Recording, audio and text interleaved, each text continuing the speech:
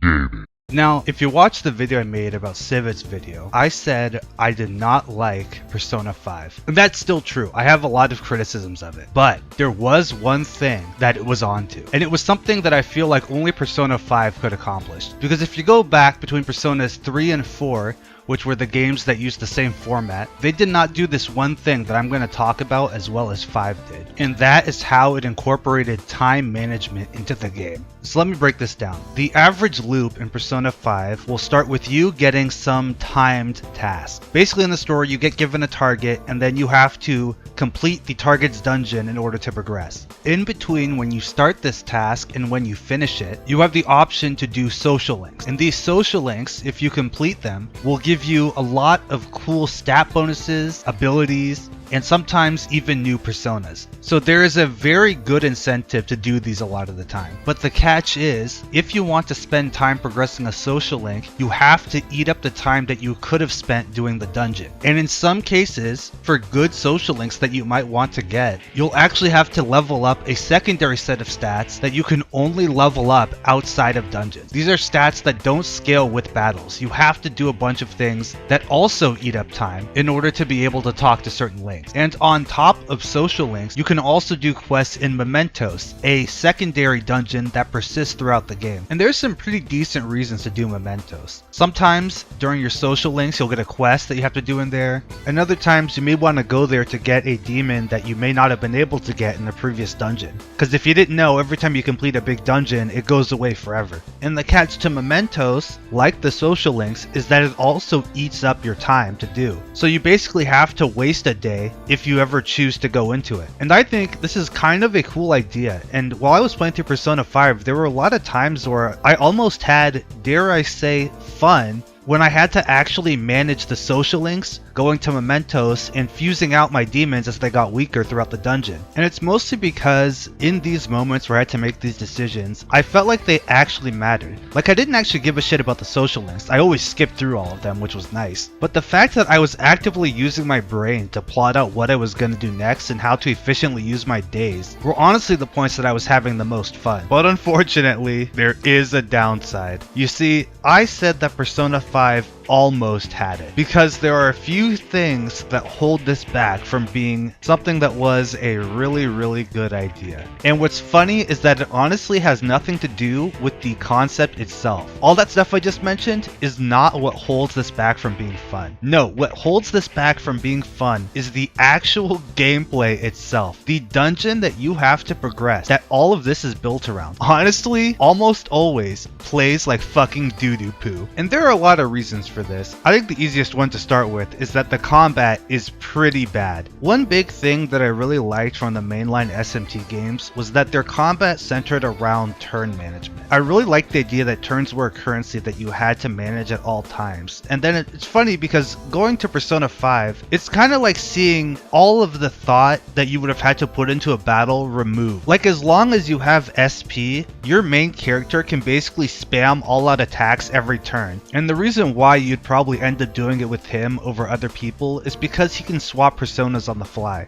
So if you have demons that cover different elements that you can just easily swap to, and very rarely have your party members account for the other ones, it's pretty easy to just one turn wipe most fights with your MC all the time. In fact, you can basically storm entire dungeons this way, because a lot of them don't really require that much out of you, besides just having enough SP to be able to complete it. And I'm pretty sure the idea here was that you would eventually run out of SP, which would force you to leave the dungeon in order to replenish it. But the problem is that the game gives you so many ways of recovering your SP after battles, and they have so many SP recovery items that it kind of nullifies this point. And it just makes this idea of going into a dungeon and just blitzkrieging it on the first day you get the chance to a much more viable option than taking your time and doing all the other side content first. In fact, it gets even weirder because after the first dungeon, if you manage to complete it early after doing all your grinding, you basically have an extremely large amount of time left to do all your other social links. Now, if you don't know what I'm talking about, if you manage to complete the dungeon before the allotted end date, you actually get all of that time from when you completed the dungeon to when the dungeon was supposed to end in the story, all to yourself. It's all completely free. So you can basically blitzkrieg the dungeon on the first day you get the chance, and then spend the remaining 10 to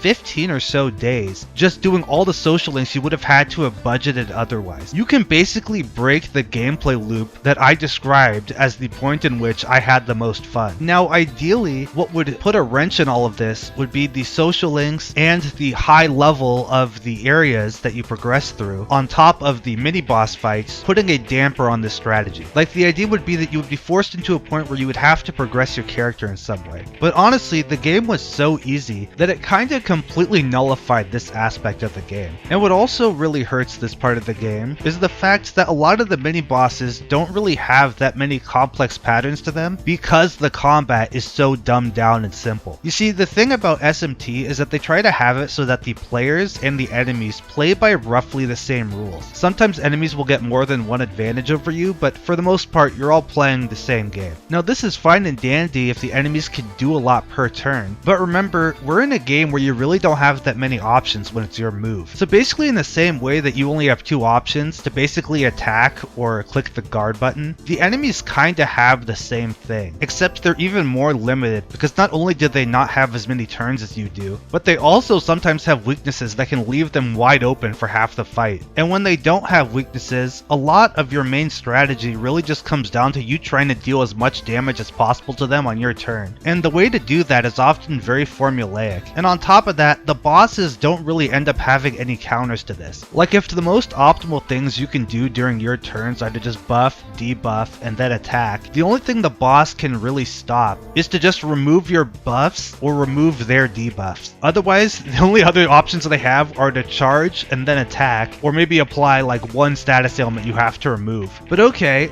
you know, maybe I'm brushing over that status ailment part, because like, the other stuff sounds pretty simple, right? Like, maybe the status ailments put some wrench in things, but in reality, they do not. You see, the problem with the status ailments is that it really only matters if it affects your main character. Because for whatever reason, Atlas decided that your party members need to scale much worse than your main character does. Your main character will always have more access to different options than your entire party at all times. For over half of the game, your party members are basically just cannon fodder to act as meat shields to protect you from other enemies. And not only that, but they also have the ability to use items on you as well, which includes status clearing items. So if your main character ever happens to be in trouble because of a status ailment, we'll just have one of your party members clear it. But to be honest, you probably won't have too much trouble with status ailments because with how in-depth the fusion system is, you can make demons that just negate the ailment in the first place to where it's not even an issue. So you basically have the situation where almost all the enemies and bosses in a given dungeon are neutered to the point where you can kind of storm through them at all times. Your party scales so much slower than you do to the point where your main character just dwarfs them in every way,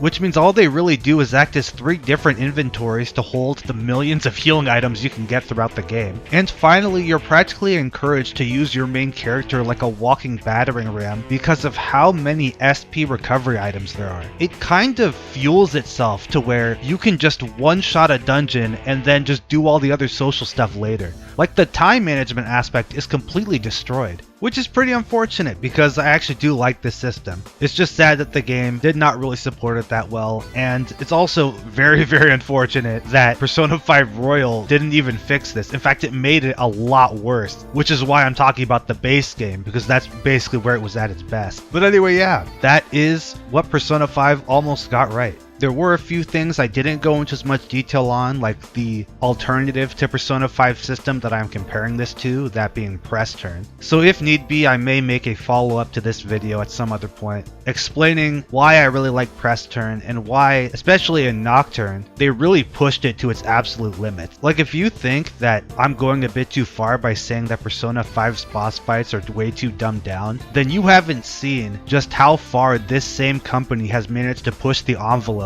in a PS2 game of all things. But that's for another time. I've been based CE53 Gaming Peter Griffin Among Us Sus D's Nutsicus, and you're watching Disney Channel. high school fiance. What a turn on. What? Where is she? Get over here so I can beat you. Don't beat your girlfriend, dog.